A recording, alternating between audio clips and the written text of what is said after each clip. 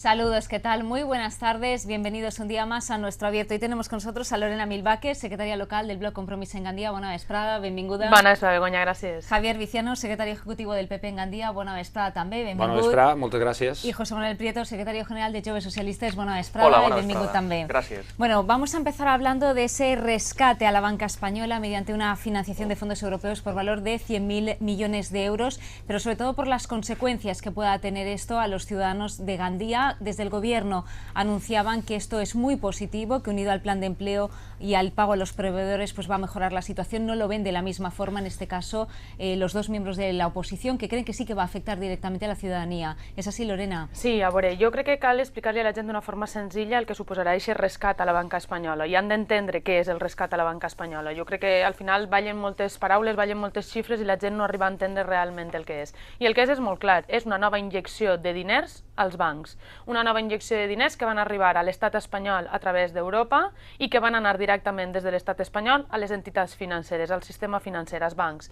Els bancs, per a que la gent ho sàpiga, ja han tingut un ingrés fins avui de 166.738 milions d'euros que sumats a estos 100.000 milions d'euros més del rescat que va tindre la banca espanyola van a suposar ja una injecció de diners públics de l'estat espanyol a entitats privades com són les entitats financeres al voltant de 266.000 milions d'euros.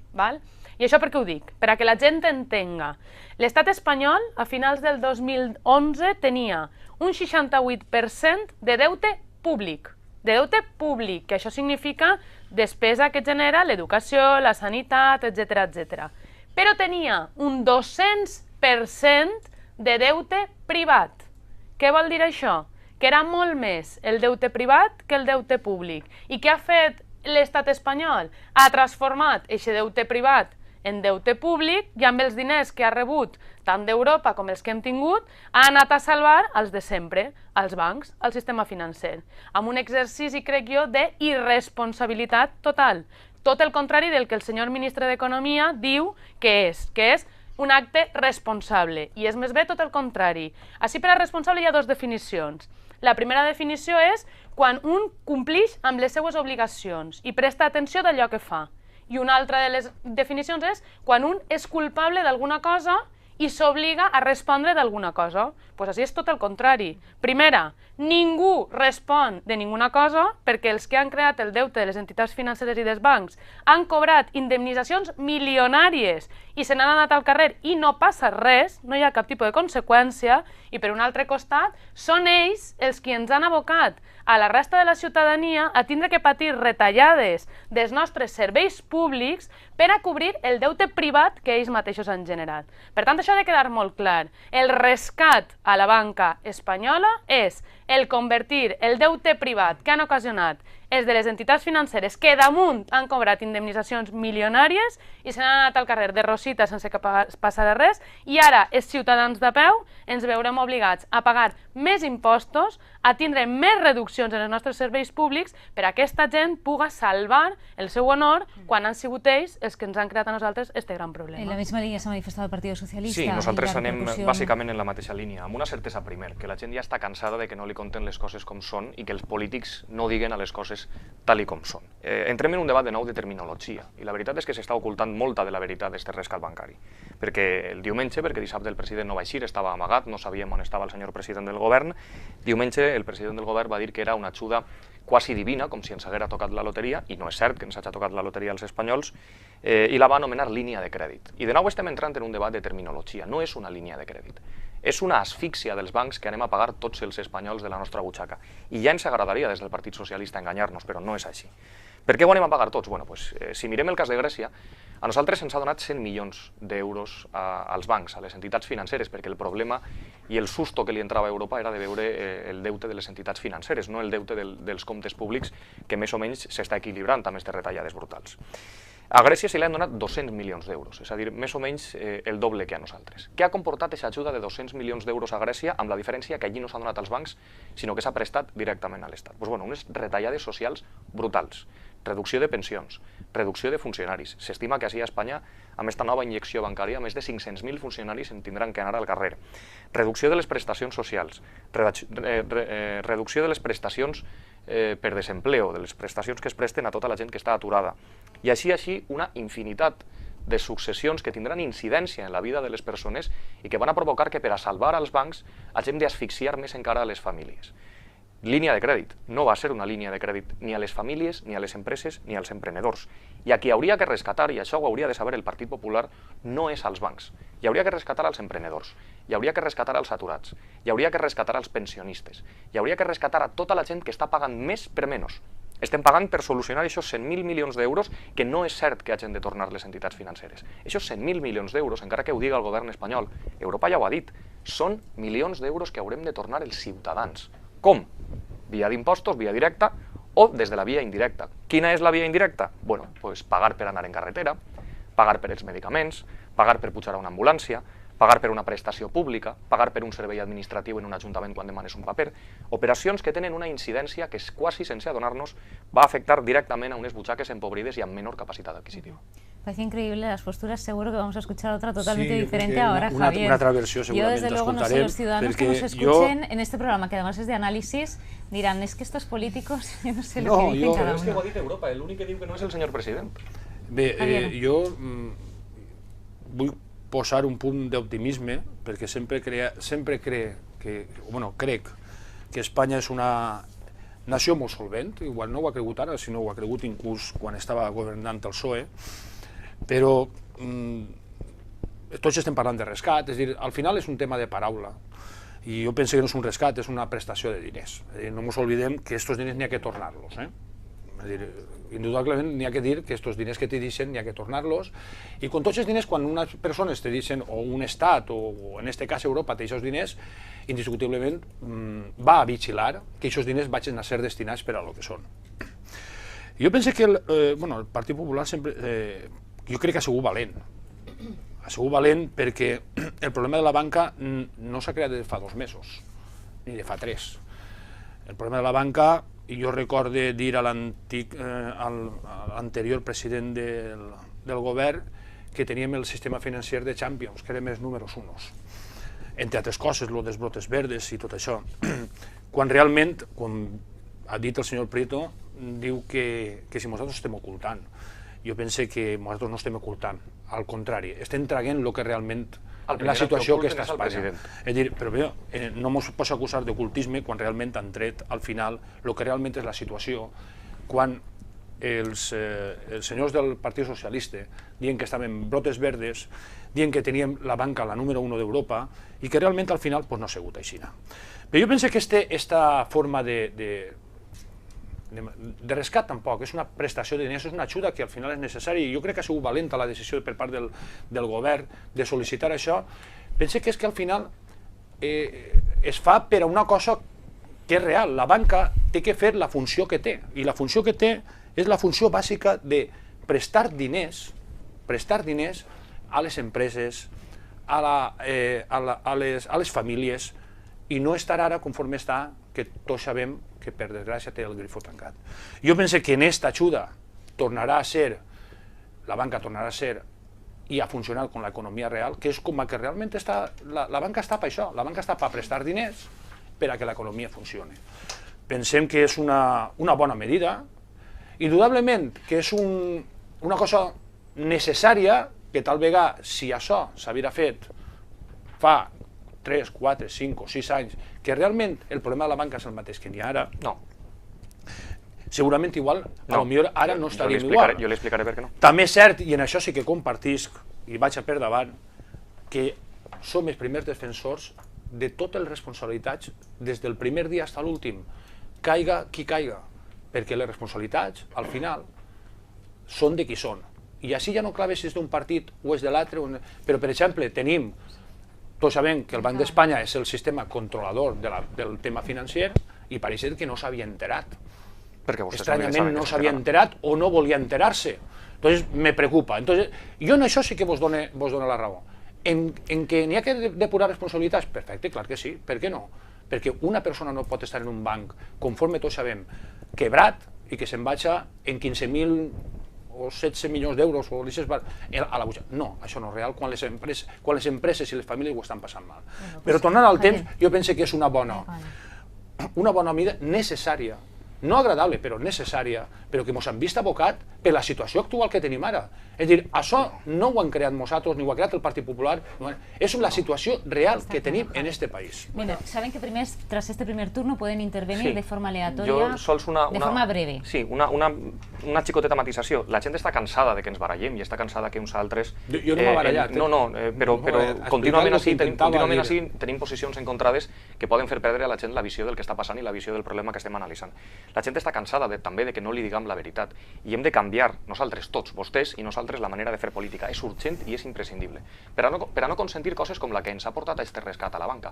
Per què rescat a la banca? Perquè un dia ens alcem i el govern diu Bankia necessita, Bankia és l'entitat que té major forat econòmic, Bankia necessita 7.000 milions, no, és l'entitat que té un major forat econòmic, necessita 7.000 milions d'euros. I al dia següent es fa una auditoria des del Fons Monetari Internacional, estrangera, per a que fos més fiable, i es diu, no, és que no són 7.000, són 49.000 milions d'euros de deute d'una sola entitat bancària. Així no diga que tots som igualment responsables, perquè el president d'aquesta entitat bancària és Rodrigo Rato, vicepresident econòmic a Aznar. El president de la matriu, de Bancaja, és José Luis Olivas, que també se n'ha anat amb una pensioneta milionària. Banc de València ha estat gestionat per els administradors de la Comunitat Valenciana del Partit Popular al llarg dels últims 17 anys. I tot això, Javier, siguen del Partit Popular, siguen del partit que siguen, hem de començar a canviar-ho, perquè la gent s'està cansant. Qui està pagant que el senyor Olivas se'n vagi amb una pensioneta milionària? Les pobres persones que amb els seus impostos no arriben a final de mes. I això és el que aquesta crisi, que és una perversió del sistema, està fent que molt pocs siguin més rics i que la immensa majoria de la població empobrida tinga que pagar les conseqüències. En això estic d'acord, però per això n'hi ha que posar medides. I les medides a vegades no són agradables, però són necessàries. Hauria sigut més loable que hagueren dit la veritat. Són necessàries. He estat prenent unes notes del que estaves comentant, no? I jo hi ha coses que no les entenc, Javier. A veure, tu dius, això ha sigut una actuació valenta del govern. Mira, jo vaig a demostrar-li en dues coses que això no ha sigut tal qual. El senyor Mariano Rajoy es va presentar a les eleccions amb un lema, confiança. Confiança. Vaig a demostrar-li en dues actuacions que això no ha sigut tan així com vostè parla. Primera, vostè sap que en una roda de premsa en la qual el capità de la selecció espanyola, Iker Casillas, va ser preguntat com una persona de peu, i li parla del capità de la selecció espanyola com li podria parlar del tio del cantó del costat, em dona igual. A una persona normal i corrent a la qual se li pregunta què opina vostè, el senyor Mariano Rajoy vindrà al primer partit de la selecció espanyola, i diu, home, jo crec que no. En moments en els quals a l'estat espanyol hi ha problemes importants, jo crec que el president de l'estat espanyol ha d'estar present per tal de donar explicacions. No, va ser tot el contrari. El senyor Mariano Rajoy es va amagar, no va eixir, encara no ha eixit a explicar davant de peticions en l'estat espanyol, en el Congrés dels Diputats, del nostre responsable de Compromís, senyor Joan Baldoví, per a que es presente i ens explique què és el que va passar a partir d'ara a les famílies, i encara no ha eixit, encara no ha comparegut. Aquesta confiança, per aquest costat fa aigua. Però és que ara vaig a explicar-li en una altra, també per la qual fa aigua. I vostè ho ha dit abans, anava a dir-ho jo i vostè ho ha dit. Per tant, jo crec que vostè també estarà d'acord amb el que vaig a dir. Vostè diu, no és un rescat, és una prestació de diners. Per suposar que és una prestació de diners, on està el senyor Mariano Rajoy que ha eixit a explicar-ho? Ha eixit a dir que és una prestació de diners? Ha eixit a dir quines seran les condicions que a partir d'ara haurem de pagar totes i tots per aquests diners que se'ns han donat a nivell europeu? No, perdone, jo escolto els mitjans de comunicació, jo seguisc els mitjans de comunicació, el senyor Mariano Rajoy encara no ha eixit. El que sí que he sentit és el comissari europeu eixir a dir, entenguen vostès que això és un préstec de diners, que estarem parlant de tornar-los al 3, 4 o 5% i ja en parlarem. I qui els ha de tornar? Qui els ha de tornar? Els bancs? Els bancs els han de tornar? Ja sap vostè que no van a tornar-los. No van a tornar els diners perquè els hem hagut de rescatar. Per tant, si no van a tornar-los els bancs, qui va a tornar aquests diners? Javier, qui els va a tornar? Les persones. I on està el senyor president de l'estat espanyol eixint a dir quines seran les condicions? Però un segon, jo crec... Intervenciones más cortas, por favor, Javier. Un segon, és que jo crec que igual o no ho han llegit els mateixos periòdics o cada un interpreta la notícia com vol.